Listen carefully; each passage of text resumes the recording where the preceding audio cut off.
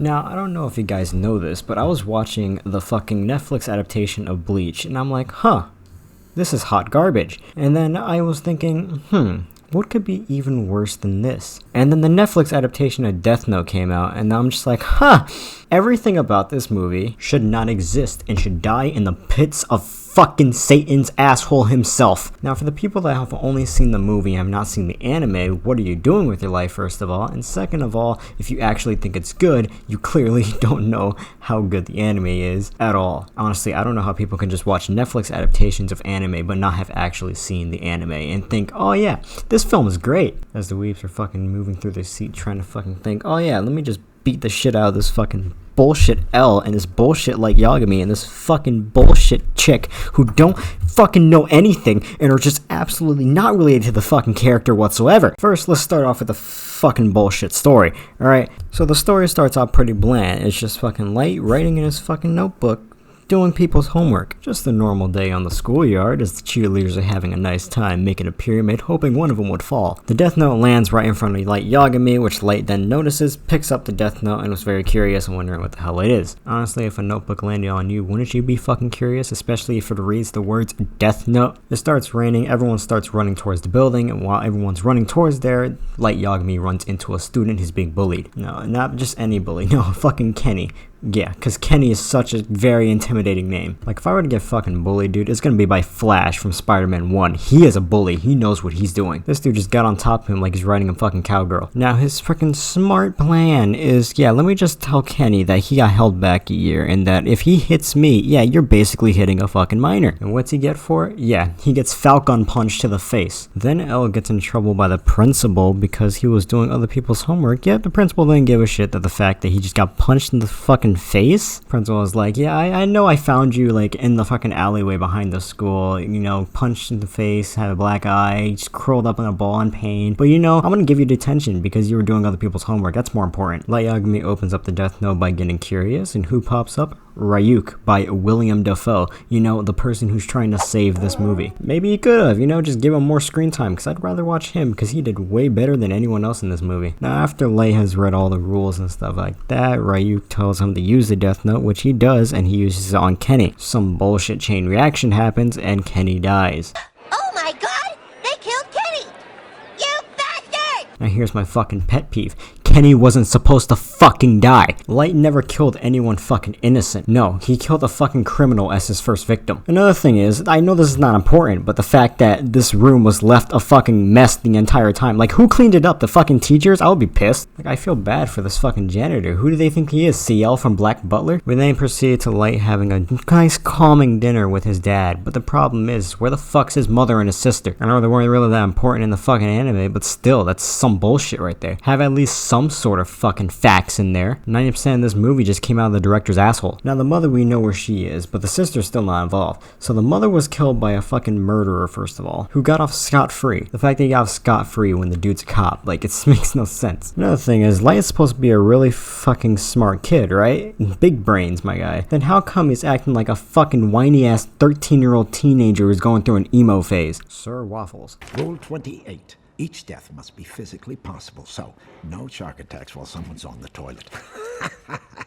As much as I love that idea. This is literally the only good thing that came out of this movie. Light then turns to a pussy boy and kills the murderer of his mother. I mean, at least it was a fucking criminal this time, and not a jock who thinks he can fucking flex like he's Escanor. After all that, he cuts to him being on the bleachers of a basketball game reading more of the rules of the Death Note. Dude, this fucking reaction makes me cringe. I want to talk about the relationship between these two, but I'm just gonna let Pat do that. Pat, please just talk about the Netflix adaptations between these two and the actual anime and how bullshit and shitty the fucking relationship was. Light Turner, what is he, a fucking brother to Timmy Turner? What the hell is this shit? Were they that worried that they didn't name him Light Yagami because of fucking copyright reasons? Netflix, you have money up the ass, don't fucking worry about that shit. Light does the shittiest job of concealing the fucking Death Note, first of all. Light from the anime though hid that shit so fucking well, not even the fucking Detective L could find the shit. And here comes Mia just pointing at it and she'd be like, hey, what's your notebook? Oh, Death Note? What does that mean? He says, I can't tell you. Then she's about to walk away and he's like, do you really want to know? I'll gladly take that laptop and put it into good use. Dude, even Ryuk is questioning the brains on this fucking guy. Now Light is explaining how he feels and what he's gonna do with the Death Note, but the problem with that is it's kinda like the anime, but not so much.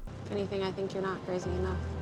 Anyone else want to fucking sew this bitch's mouth shut? I feel bad for the next notebook owner. They're literally fucking jizzing all over that book. Now, I know everything in the anime comes back to him, like the evidence and stuff like that's pretty easy to track him. But the fact that he actually went and fucking translated it into different languages, not just Japanese to mean killer, but fucking Irish and Celtic, which makes it mean light. Like, oh god, you just fucked yourself over. And this is where we meet Elle. Now, Elle fucking sucked in this movie. They took one of my favorite fucking characters and went, yeah, I'm gonna shit and piss all over him. You know, Netflix, you'll be pretty good at fucking making anime cracks like me. I'll be shonen trash, you'll be fucking absolute garbage. Welcome to our new member, Netflix, who's gonna be slice of absolute shit. Bro, I want myself a Watari as well, dude. Can I get him to sing to me as well? Yo, Light, you gonna pass me some of that cereal as well? Light then rants to his fucking girl, telling her that we can't base everything off fucking website rumors. So for once in the fucking movie, Light is actually using his fucking noggin. But last time I checked, Light was supposed to be manipulating her, not her manipulating him. Elle meets with Light's father, which actually meets true to the anime, which I am fucking proud of. Smart Elle spitting facts out here. Now, this wasn't true to the anime, but I did like what they went with here, so I will give him props for it. B- Netflix. He says he always pulls this kind of stuff. Watari's just looking at him like,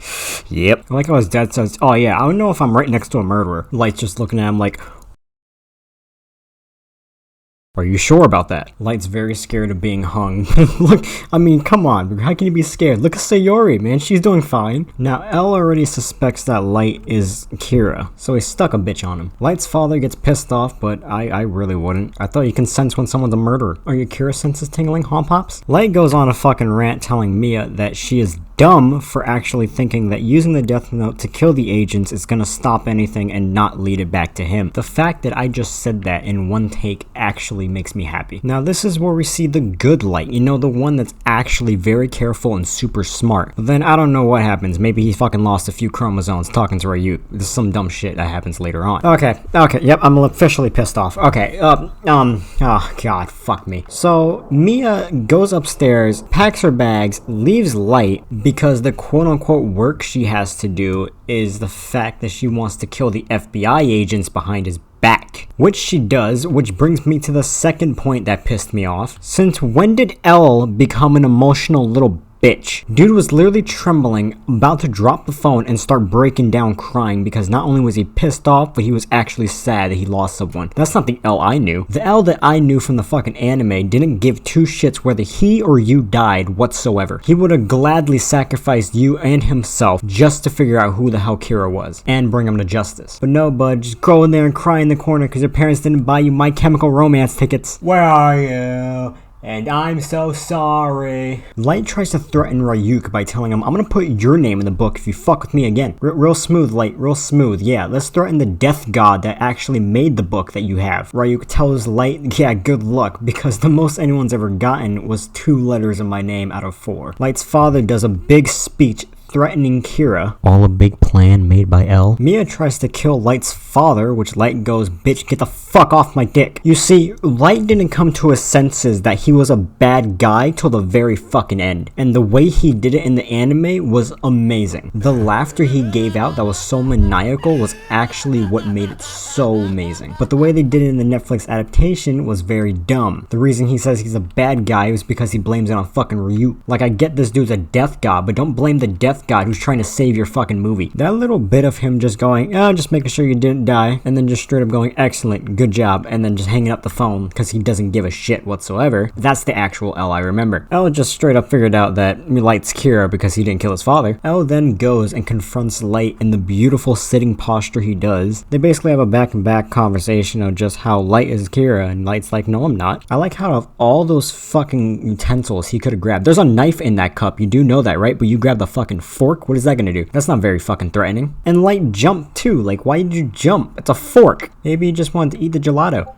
Why does Elle look like he's gonna fucking shed tears? Stop making Elle look emotional. That is not Elle. You're taking one of my favorite anime characters and you're shitting on them worse than I can.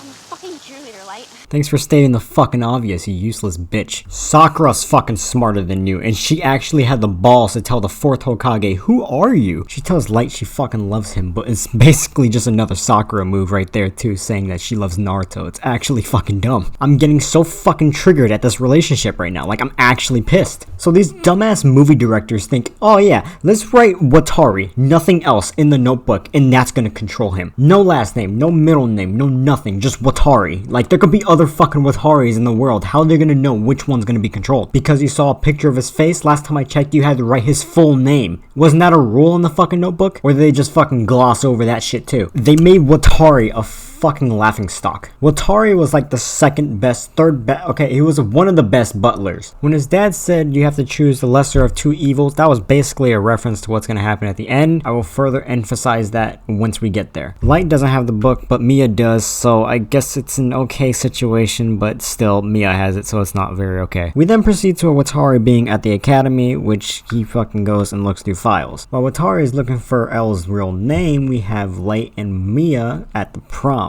So Mia and Light's plan is basically to use the top hat as the distraction so then they think that they know where Light is 24/7. Wait a minute, you guys see that too, right? Is that what I think that is? Are they really ripping off American Horror Story's fucking font now too? Is that what they're doing? Two things. One, Mia took the page. That's fucking normal. It's Mia. And two, why did fucking Watari stop his task to speak with the fucking guards? In the anime, you're not supposed to stop your task no matter what. If he is controlling you, you do what it says, no matter what. There is no opposing it. You don't just stop mid-task and be like, oh, hey, you want to have a coffee break real quick? I brought some ale if you'd like. I was gonna make a Watari joke, and then I just said, fuck it, because Watari doesn't deserve it. He's not in this movie. Well, Watari's dead. It's official. He's dead. Good. He deserves it. Die. Okay, so this is where everything gets sussy.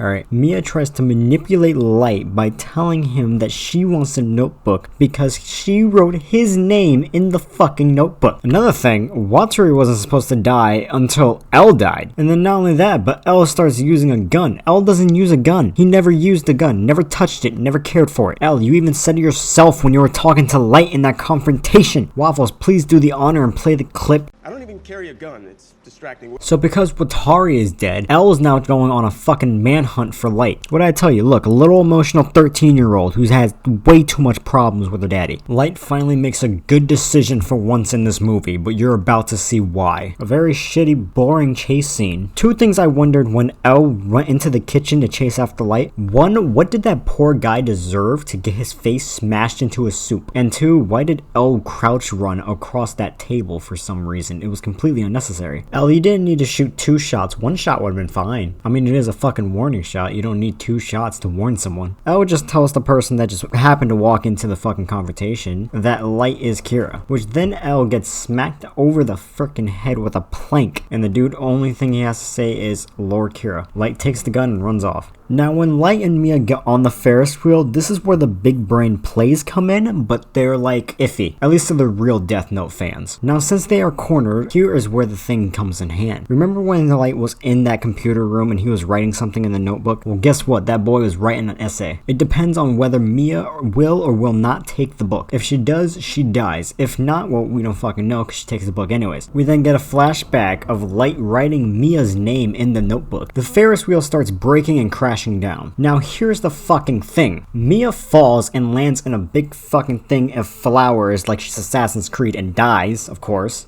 But when Light falls, he lands in the water, but somehow lives? I don't know about you, but the average height of a Ferris wheel is 264 feet. And from where he was, that's about 200 feet. His ass should be dead no matter what. Didn't the rules say physically possible? That is not physically possible. From that high of a fall, it doesn't matter if he landed in water or concrete. That shit still feels like a concrete. Now, while Light was in the water and Mia died, the paper that had Light's name on it landed in a fucking trash can that was on fire. Now, I don't know about you, but the chances of that actually happening, I know I said physically possible, but that's still fucking pretty dumb for chances. Rewatching this movie again just made me realize something else too. Alright, I just realized that at the angle that they both fell parallel to where they were landing, so how the hell did he land in the water and she landed in a fucking thing of flowers? Moving on from that shit show, we see L being confronted by the police, and basically just got fired. Basically because people were still dying from Kira while Light Yagami was in a coma. The head of chief of the police station said if he ever saw him again in his city, well,